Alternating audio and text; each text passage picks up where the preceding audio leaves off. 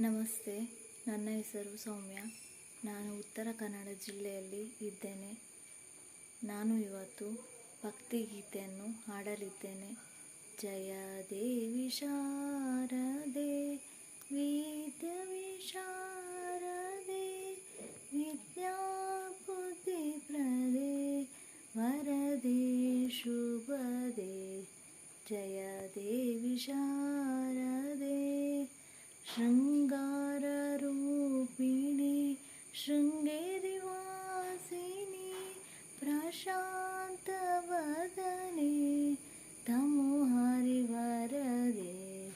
ಜಯ ದೇವಿ ಶಾರದೆ ಬ್ರಹ್ಮಹೃದಯೇಶ್ವರಿ ದೇವಿ ವಾಗೀಶ್ವರಿ ಪಾಹಿ ಪರಮೇಶ್ವರಿ ತುಷಾರ ಶಿಖರೇಶ್ವರಿ ಭಾವರಾಗಲಯ ತಾಳ ಗಾನ ವಿಲೋಲೆ ಕಾಶ್ಮೀರ ಪುರವಾಸಿನಿ ವೀಣಾ ವಿನೋದೆ.